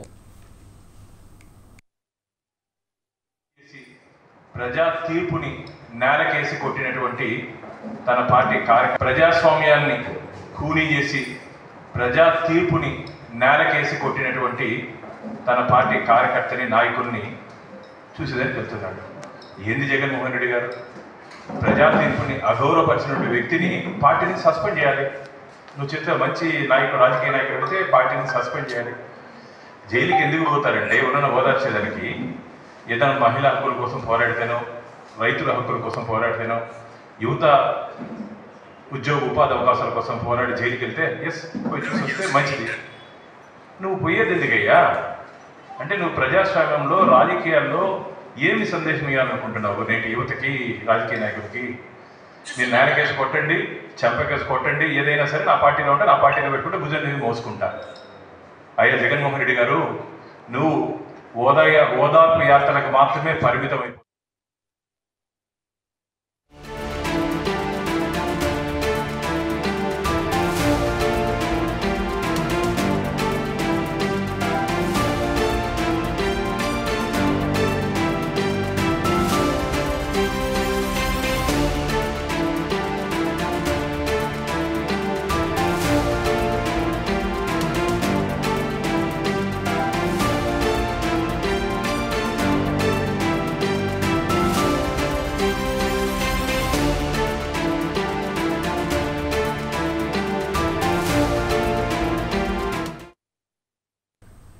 ఏపీ సీఎం చంద్రబాబు కూడా ఢిల్లీ పర్యటనలో ఉన్నారు. కేంద్ర మంత్రి నితిన్ గడ్కరీతో సీఎం భేటీ అయ్యారు. రాష్ట్రానికి సంబంధించిన జాతీయ రహదారులపై చర్చించారు. ఉదయం ప్రధాని మోదీతో సీఎం చంద్రబాబు సమావేశమయ్యారు.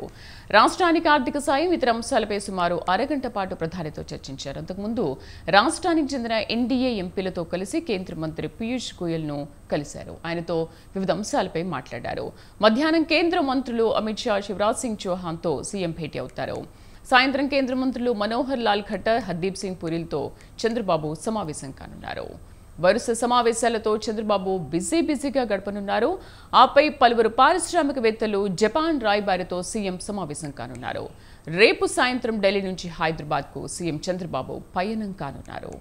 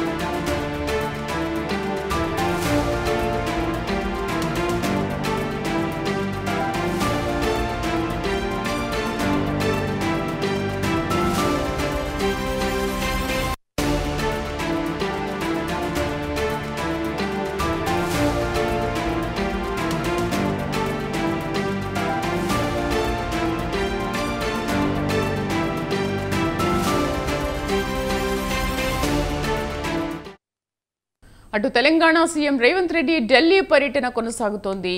రేవంత్ బిజీగా గడుపుతున్నారు. ఢిల్లీలో పర్యటనలో భాగంగా కేంద్ర హోంమంత్రి అమిత్ షాతో భేటీ అయ్యారు. రాష్ట్రానికి సంబంధించిన వివిధ అంశాలను ఆయన దృష్టికి తీసుకెళ్లారు. సీఎం వెంట ఉప ముఖ్యమంత్రి భట్టి విక్రమార్క ఉన్నారు. మధ్యాహ్నం 1:30 ప్రధాని మోదీతో సమావేశం కానున్నారు.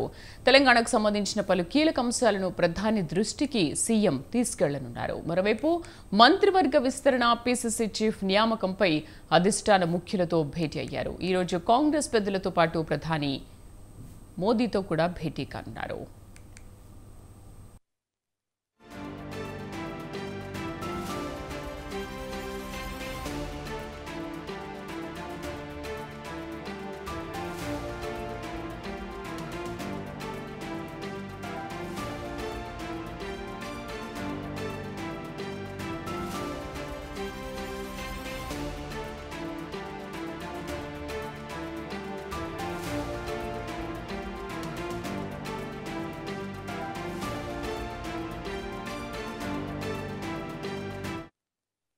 తెలంగాణ సీఎం రేవంత్ రెడ్డి ఢిల్లీ పర్యటన కొనసాగుతోంది. ఢిల్లీలో ముఖ్యమంత్రి బిజీగా గడుపుతున్నారు. పర్యటనలో భాగంగా కేంద్ర హోంమంత్రి అమిత్ షాతో ఆయన భేటీ అయ్యారు. రాష్ట్రానికి సంబంధించిన వివిధ అంశాలను ఆయన దృష్టికి తీసుకెళ్లారు. సీఎం వెంట ఉప ముఖ్యమంత్రి భట్టి విక్రమార్క ఉన్నారు. మధ్యాహ్నం 1:30 ప్రధాని మోదీతో సమావేశం కానున్నారు. తెలంగాణకు సంబంధించిన పలు కీలక అంశాలను ప్రధాని దృష్టికి సీఎం రేవంత్ తీసుకెళ్లనున్నారు. మా కరెస్పాండెంట్ రాజు పూర్తి సమాచారం అందిస్తారు. రాజు, తెలంగాణ ముఖ్యమంత్రి రేవంత్ ఢిల్లీ టూర్ అప్డేట్స్ ఏంటి? రైట్ శ్రీదేవి, సీఎం రేవంత్ రెడ్డి అలాగే భట్టి విక్రమార్క ఇరువురు నేతలు కూడా వరుసగా ఢిల్లీ పెద్దలను కలుస్తున్నటువంటి పరిస్థితి ఉంది. కేంద్ర ప్రభుత్వంలో ఉన్నటువంటి కేంద్ర సర్కార్తో రాష్ట్రం కూడా సత్సంబంధాలు మెయింటైన్ చేస్తామనేది కూడా మొదటి సీఎం రేవంత్ రెడ్డి చెప్తూ వస్తున్నారు. అందులో భాగంగానే రాష్ట్రానికి సంబంధించి రావాల్సినటువంటి విషయంలో రానున్న బడ్జెట్ లో కూడా తెలంగాణకు అదనపు నిధులు ఇవ్వడంతో పాటు విభజన హామీలు మొన్న జరిగినటువంటి తెలంగాణ ఆవిర్భావ దినోత్సవంతో ఉమ్మడి రాజధానిగా ఉన్నటువంటి హైదరాబాద్ 10 ఏళ్ల కాలం పూర్తి చేస్తుంది. అనంతరం తెలంగాణకు సంపూర్ణ రాజధానిగా మారింది కాబట్టి కొంత విభజన బిల్లులో ఉన్నటువంటి పంపకాలు, ఆస్తులు, అప్పులు పంపకాల విషయంలో కూడా కొంత స్పష్టత వచ్చేటటువంటి అవకాశం ఉంది. పూర్తి స్థాయిలో కూడా కేంద్రం ఈ యొక్క అంశాల మీద పూర్తి స్థాయిలో కూడా కొంత నిర్ణయం తీసుకోవాల్సినటువంటి అవసరం ఉంది. వీటితో పాటుగానే 10 ఏళ్ల పాటు లా అండ్ ఆర్డర్ సంబంధించినటువంటి అంశాలు కొన్ని గవర్నర్ పరిధిలో ఉన్నాయి. ఆ అంశాలను కూడా పూర్తి స్థాయిలో రాష్ట్ర ప్రభుత్వానికి అప్పగించాల్సినటువంటి అవసరం ఉంది. వీటితో పాటుగానే ఆర్థిక పరిస్థితి ఏ విధంగా ఉంది, దాంతో పాటుగానే తెలంగాణలో అభివృద్ధి దిశగా వెళ్తే ఎటువంటి ఆర్థిక పరిస్థితి ఉంటుంది, దానికి సంబంధించినటువంటి నిధులు ఎక్కడి నుంచి సేకరించాలి. ఇప్పటికే తెలంగాణలో గత ప్రభుత్వం తీసుకొచ్చినటువంటి అప్పుల సంబంధించి వడ్డీ రేట్లు కూడా అత్యధికంగా ఉన్నాయి కాబట్టి వాటిని తగ్గించేందుకు కూడా కేంద్రం కృషి చేయాలి అనేటటువంటి అంశాలతో పాటు తెలంగాణలో ఉన్నటువంటి ప్రస్తుత పరిస్థితులు, ఆర్థిక పరిస్థితులు కావచ్చు, దాంతో పాటుగానే తెలంగాణ అభివృద్ధి పదంలో నడవాలంటే కేంద్రం నుంచి రావాల్సినటువంటి నిధులు, సహకారం ఏ విధంగా ఉండాలి అనేది కూడా సీఎం రేవంత్ రెడ్డి ప్రధానిని అలాగే కొద్దిసేపటి క్రితమే హోంమంత్రి అమిత్ షాతో భట్టి విక్రమార్క, సీఎం రేవంత్ రెడ్డి ఇరువురు నేతలు భేటీ అయ్యారు. మరి కాసేపట్లో కూడా ప్రధాని నరేంద్ర మోదీతో కూడా ఇరువురు నేతలు భేటీ అవనున్నారు. శ్రీదేవి, ఓవరాల్ గా తెలంగాణకు సంబంధించినటువంటి ఆర్థిక సహకారం, కేంద్రం నుంచి అందాల్సినటువంటి ఆర్థిక సహకారంతో పాటుగానే విభజన బిల్లులో ఉన్నటువంటి పంపకాల విషయంలో కూడా కేంద్రం కొంత చొరవ తీసుకోవాలనేటటువంటి అంశాలకు సంబంధించి కూడా భేటీలో చర్చించే అవకాశం అయితే కనిపిస్తాం. Right Raju, thank you.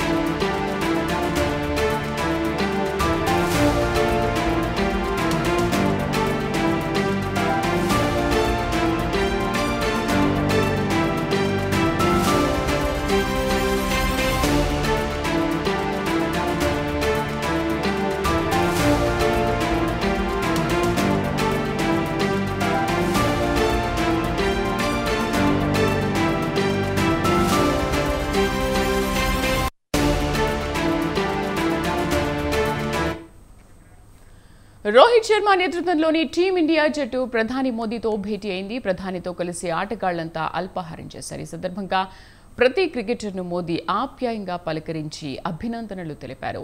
మోదీతో సమావేశం అనంతరం ప్రధాని నివాసం నుంచి వారు ఎయిర్పోర్ట్కు బయలుదేరారు.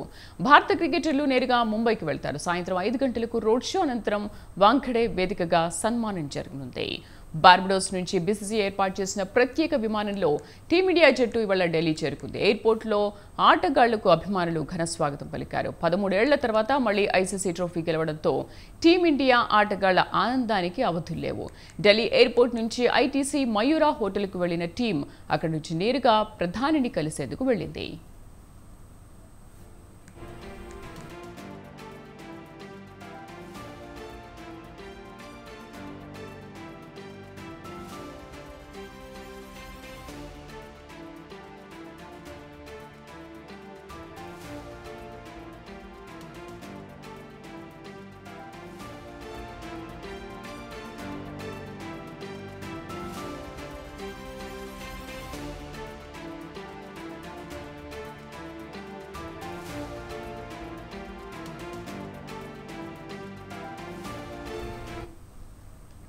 ముంబైలోని ప్రఖ్యాత నారీమన్ పాయింట్ నుంచి వాంఖడే స్టేడియం దాకా ఓపెన్ బస్సులో వరల్డ్ కప్ వీరులు ర్యాలీ నిర్వహిస్తారు. ప్రపంచ కప్ గెలిచిన టీమిండియాను గౌరవించుకునేందుకు విజయోత్సవ ర్యాలీలో భారీగా పాల్గొననున్నారు. ర్యాలీ ముగిశాక బీసీసీ ఆధ్వర్యంలో వాంఖడేలో ఆటగాళ్లకు కోచింగ్ సిబ్బందికి చిరు సత్కారం ఏర్పాటు చేసింది. బీసీసీఐ ప్రకటించిన ప్రైజ్ మనీని ఇక్కడే అందజేయనున్నారు.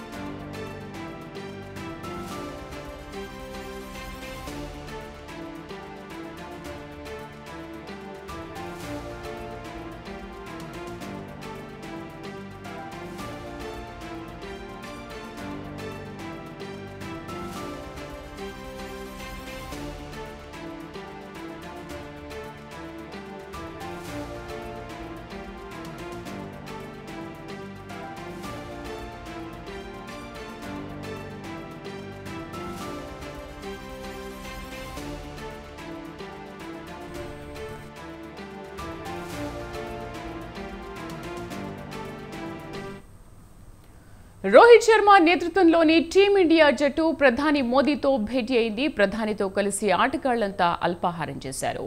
ఈ సందర్భంగా ప్రతి క్రికెటర్ను మోదీ ఆప్యాయంగా పలకరించి అభినందనలు తెలిపారు. మోదీతో సమావేశం అనంతరం ప్రధాని నివాసం నుంచి వారు ఎయిర్పోర్ట్కు బయలుదేరారు. భారత క్రికెటర్లు నేరుగా ముంబైకి వెళ్తారు. సాయంత్రం 5 గంటలకు రోడ్ షో అనంతరం వాంఖడే వేదికగా సన్మానం జరగనుంది. ఇక బార్బడోస్ నుంచి బీసీసీ ఏర్పాటు చేసిన ప్రత్యేక విమానంలో టీమిండియా జట్టు ఇవాళ ఢిల్లీ చేరుకుంది. ఎయిర్పోర్ట్లో ఆటగాళ్లకు అభిమానులు ఘన స్వాగతం పలికారు. 13 ఏళ్ల తర్వాత మళ్లీ ఐసీసీ ట్రోఫీ గెలవడంతో టీమిండియా ఆటగాళ్ల ఆనందానికి అవధుల్లేవు. ఢిల్లీ ఎయిర్పోర్ట్ నుంచి ఐటీసీ మయూరా హోటల్కు వెళ్లిన టీం అక్కడి నుంచి నేరుగా ప్రధానిని కలిసేందుకు వెళ్లింది. ముంబైలోని ప్రఖ్యాత నారీమన్ పాయింట్ నుంచి వాంఖడే స్టేడియం దాకా ఓపెన్ బస్సులో వరల్డ్ కప్ వీరులు ర్యాలీ నిర్వహిస్తారు. ప్రపంచ కప్ గెలిచిన టీమిండియాను గౌరవించుకునేందుకు విజయోత్సవ ర్యాలీలో భారీగా పాల్గొననున్నారు. ర్యాలీ ముగిశాక బీసీసీ ఆధ్వర్యంలో వాంఖడేలో ఆటగాళ్లకు కోచింగ్ సిబ్బందికి చిరు సత్కారం ఏర్పాటు చేసింది. బీసీసీఐ ప్రకటించిన ప్రైజ్ మనీని ఇక్కడే అందజేయనున్నారు.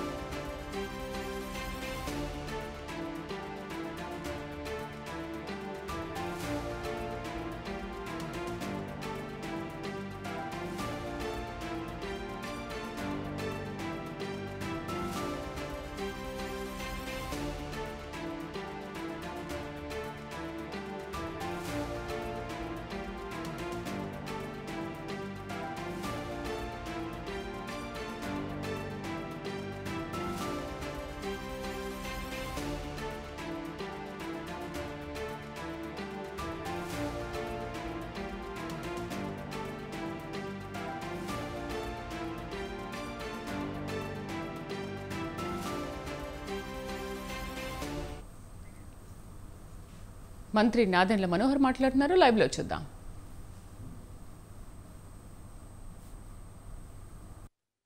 బాధ్యత మన పైన ఉంటుంది. తప్పకుండా ఆ గనీ బ్యాగ్స్ గురించి ఇంకొంచెం లోతుగా మేము అధ్యయనం చేస్తాం. Thank you. అండ్ మీ అందరికీ ఆర్గనైజర్ ప్లీజ్.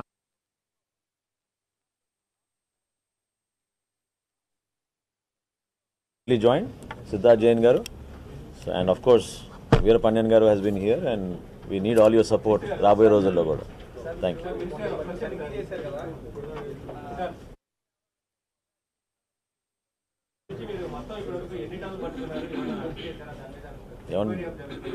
మీరు దూరంగా ఉన్నారు, మీకు వినపడలేదేమో. 30 వినండి ఒక్క నిమిషం. ఇప్పుడు వినపడుతుందండి. 35,404 మెట్రిక్ టన్నులు రైస్ని సీజ్ చేశాం. 404 మెట్రిక్ టన్నులు బియ్యాన్ని మేము సీజ్ చేశాం. అవునండి, రాష్ట్ర వ్యాప్తంగా ఇంకా చాలా ఉన్నాయి. ఎమ్మెల్యేలందరూ కూడా ఇందులో భాగస్వామ్యం. వాళ్ళ రైట్ హ్యాండ్లో లెఫ్ట్ హ్యాండ్లో వాళ్ళ ద్వారానే బియ్యం వాళ్ళ దగ్గర నుంచి తీసుకున్నారు. వాళ్ళ మీద ఎలా ముందుకెళ్ళబోతున్నారు? మేము ఒకటే దారి వెళ్తామండి. మాకు లెఫ్ట్ హ్యాండ్ ఎవరున్నారు, రైట్ హ్యాండ్ ఎవరున్నారు చూడం. Simple straight road we follow, highway. ఖచ్చితంగా మేము చేయాల్సిన కార్యక్రమాలు ఆ విధంగానే ఉంటాయి, చాలా పారదర్శకంగా ఉంటాయి, ఎవరిని వదిలే ప్రసక్తే లేదు. Thank you.